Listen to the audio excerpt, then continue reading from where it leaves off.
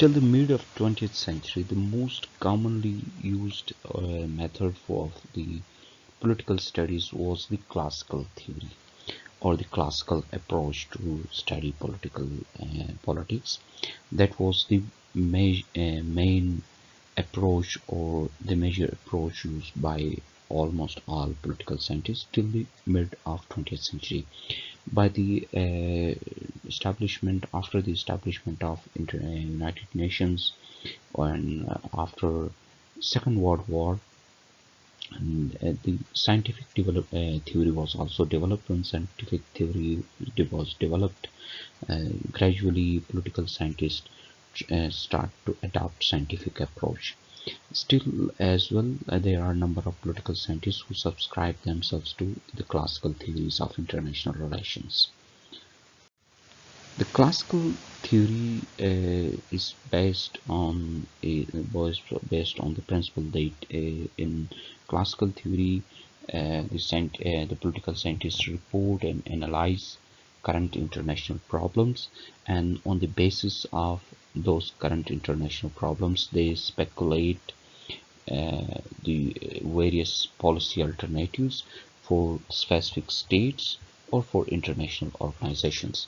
So in classical method,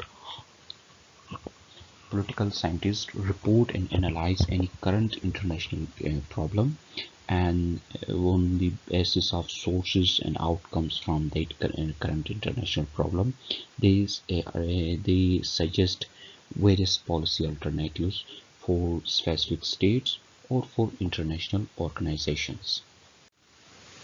Hadley Bull, who had divided the approaches into classical approach and scientific approach as well, he is saying about the classical approach that the classical approach is the theorizing, or it is the approach to theorizing that derives from philosophy, history, and law. The classical approach is explicitly reliance upon the exercise of judgment and by assumptions. Now, if we confine ourselves to strict verification and proof, there is very little of significance that can be said about international relations. So, the general propositions about this subject must therefore derive from a scientifically imperfect process of perception of annotation. Now, these general propositions can be accorded anything more than the tentative and inconclusive status appropriate to their doubtful origin. Gravis said about the classical theory that the work of the classical theory, or the value of work under the classical approach, is based on reputation of scholar and lucidity of discussion.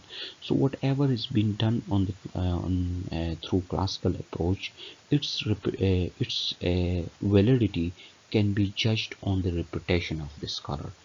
If a scholar is having high reputation, then his work will be considered more reliable under the classical approach. And the other factor that affect the validity of the work under classical approach is the lucidity and the eloquence of the discussion that he adopted.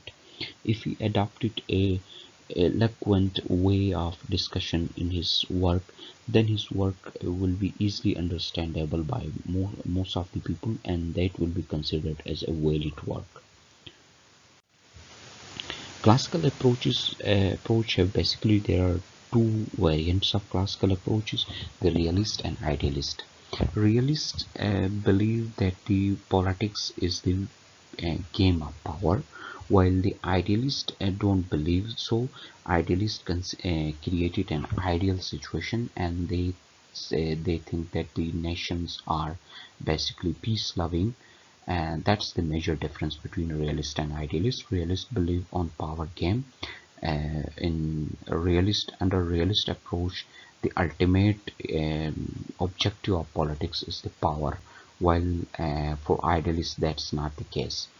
And beside those idealist and realist approach, there are some other approaches which are used in classical theory as well. They are historical, philosophical, legal, and institutional approach.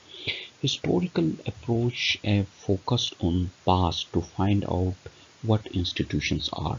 So under a historical approach, political scientists take some event from past or a certain event of past, and the best on the basis of that event they analyze that how institutions came into being and how institutions should work.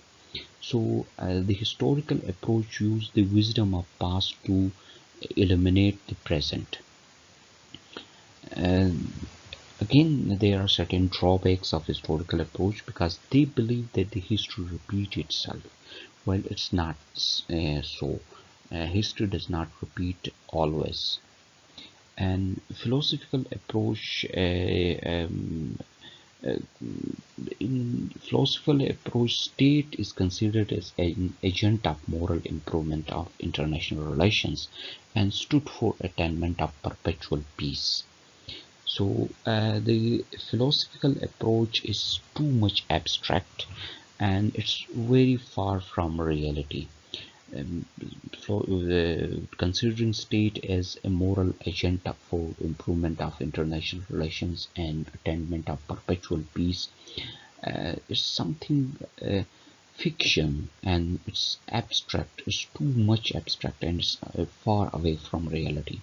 The legal approach insists on code of international law to secure peace and security.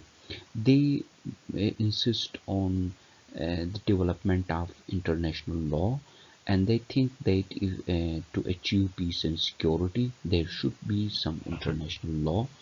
But again, there are some critical drawbacks of this approach as well, because we don't have an international policing system who could implement international law.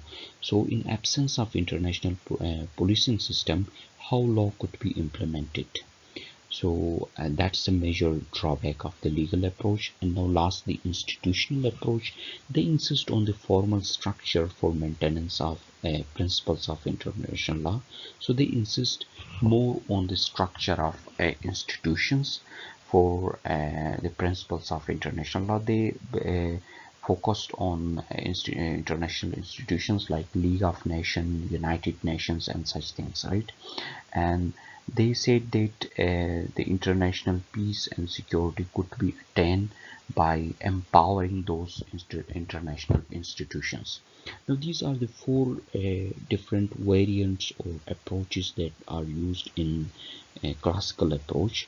It doesn't mean that a scholar will only focus on one approach. Rather, different scholars use all those approaches. They use scientific as well as classical approach, and they use historical, philosophical, legal, and institutional approach at the same time, and give very fruitful results. So we can't say that this approach is the best and that approach is not good, but rather there are good points in all approaches and there are weaknesses in all approaches. So a desirable technique for political studies will be using all approaches to gain your results. Thank you for joining. Take care. Goodbye.